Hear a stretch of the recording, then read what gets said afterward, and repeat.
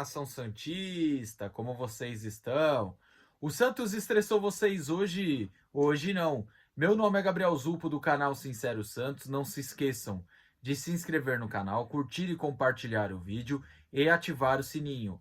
E para você que tem Instagram, seguir a página do canal, Sincero Santos. Bom, gente, fim de novela. Isso quer dizer que Fábio Carilli, ontem, em entrevista para Fábio Sormani, pôs um ponto final e disse que fica no Santos. Vamos ver até quando, né? Bom, então hoje eu vou falar dessa entrevista e vou pontuar algumas coisas. A primeira é a questão da proposta do rival. Todo mundo sabe que tanto a imprensa aqui do município de São Paulo, até de pessoas que cobrem o próprio Santos, é que tinha o interesse do rival, que isso foi confirmado, só que o Carilli, ao mesmo tempo, negou proposta oficial. Bom, todo mundo sabe que o André Hernan, que é um setorista, jornalista bem confiável, falou que tanto o Carilli como o rival de Itaquera tinham chegado em um acordo. Inclusive, o Santos chegou a fazer consultas informais para Cuca e Ramon Dias, que inclusive no momento que estou gravando está a um passo de ser o novo treinador do rival. Então, o que acontece? O Carilli, ao mesmo tempo que confirma o interesse do rival, ele nega a proposta oficial. E o que na verdade fez o rival recuar na contratação do Carilli é a multa e também a pressão da torcida deles que não queria o Carilli de volta. Então, isso fez o rival recuar e fez com que o Carilli ficasse no Santos. Bom, eu acho que ele, boa parte dessa entrevista falando disso, despistou sobre o assunto, porque a partir do momento que o cara senta e fala para a imprensa que isso está na mão do empresário, ele prova que tem certa negociação acontecendo, né? Porque se ele fala que está na mão do Marcelo Teixeira, isso ele deixa com firmeza a sua vontade de permanecer. E também pelo que o Carilli falou, pelas caras e bocas durante a entrevista, deixou claro que ficou balançado pela proposta do rival. Mas enfim, ele ficou. Já falei aqui quais eram os entraves que fizeram com que ele ficasse no Santos, tá? Então, tomara que o trabalho volte a evoluir e volte a ser bom como era no Paulistão. Olha, a única coisa que me preocupa nesse quesito dele ficar é que muitas vezes a gente viu que esse tipo de negociação deixou estremecido os bastidores. Então, tomara que o Carilli não tenha nenhum tipo de atrito com a diretoria. Com jogadores, dificilmente vai ter, porque jogadores vivem desse tipo de ambiente de propostas de sai ou fica.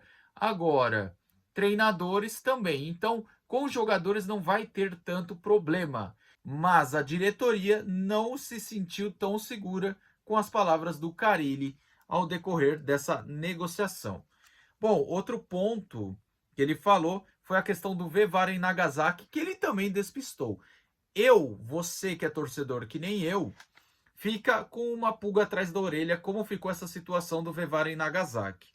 Pelo que eu entendi do contrato do Carilli, o Santos seria solidário à dívida. Então, se o Carilli for condenado na FIFA, o Santos arcaria parte dessa dívida. Só que ele, na entrevista, falou que não lembra, o que pode até ser verdade, mas despistou muito sobre o assunto que a gente gostaria que fosse colocado de uma forma clara e simples para o torcedor.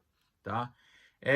Falou sobre reforços, e como eu já tinha trago aqui no meu canal, tanto em vídeo e live, para você que acompanha o meu canal há mais tempo e para você que está chegando agora, eu tinha falado que o Santos procurava 4 reforços.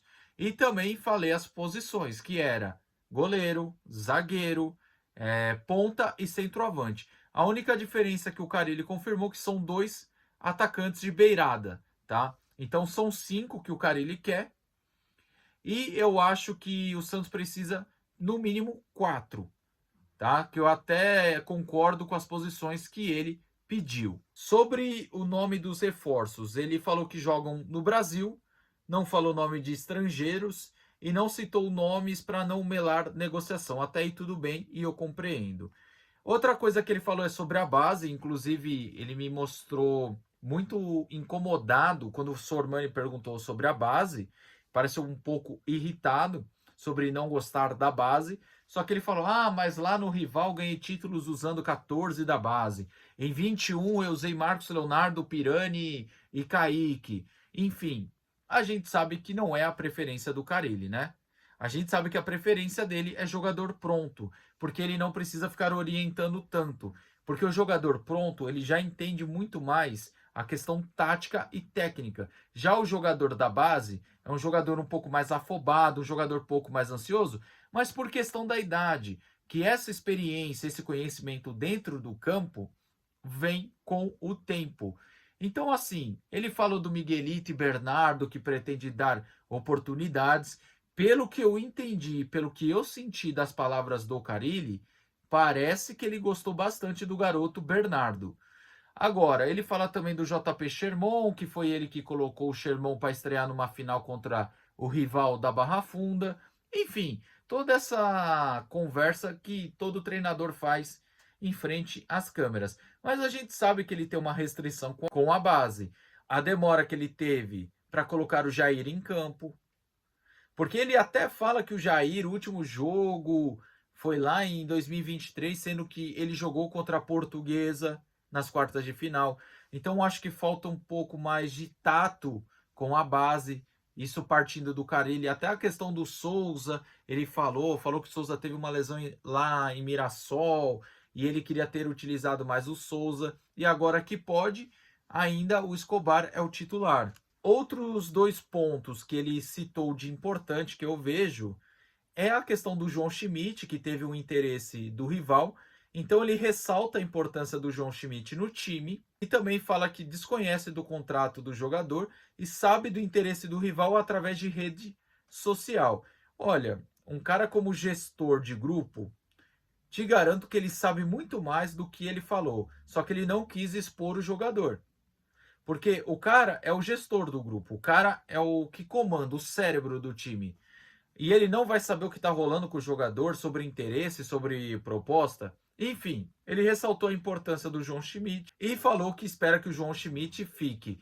E disse que desconhece um pouco do contrato do Schmidt. Para quem não sabe, eu trouxe essa informação na live. Falei que o contrato do Schmidt é até dezembro desse ano, com uma cláusula de renovação por mais um. Então, o Schmidt tem contrato até dezembro de 25, ok? E também a outra informação que eu trouxe na live de ontem é que o Santos não pretende negociar o Schmidt nesse momento, ainda mais para um rival. E as últimas coisas que eu queria falar sobre a coletiva do Carille é a seguinte. Primeiro, ele fala sobre jogar na capital. Ele fala que se for para o Santos jogar como mandante, no máximo no município de São Paulo. Ele disse que pela logística, pelo conforto de atletas, recuperação, ele fala ou o Santos joga na Vila Belmiro ou joga na capital. Mas ele disse que tem a dificuldade porque os rivais não querem emprestar o estádio. E o Pacaembu a gente sabe que ainda vai demorar para estar liberado para o público. Então ele descarta totalmente jogos fora do estado. Só se lá na frente o Santos tiver conseguido o acesso de forma antecipada ou coisa do tipo. Mas enfim, ele descarta, fala que se o Santos for mandante, Vila Belmiro ou capital. E por fim, ele fala sobre a questão de treino 2 períodos, falou: "Ah, não vale a pena dividir o treino em dois". Enfim, ele fala que os treinos são das 9 até meio-dia e também fala que isso não existe mais. Ó, existir existe, tá? Vai de cada treinador. Ele falar que não existe mais, eu achei errado da parte dele. Agora, gente, vamos ser francos aqui. É melhor você pegar, treinar 2 períodos, 1 hora e meia, de uma forma moderada, mas bem treinado, bem feito, do que você pegar e fazer um treino de 3 horas, 2 horas e meia, trabalhando sobre o cansaço. Que isso desgasta muito o jogador. Mas ele diz que tem um respaldo aí do DM, do fisiologista, enfim. Então, eu acredito que o Santos poderia pegar um dia ou outro para treinar 2 períodos, mas o Carille, pelo que eu vi, dificilmente vai mudar. Eu acho ele bem teimoso nesses quesitos.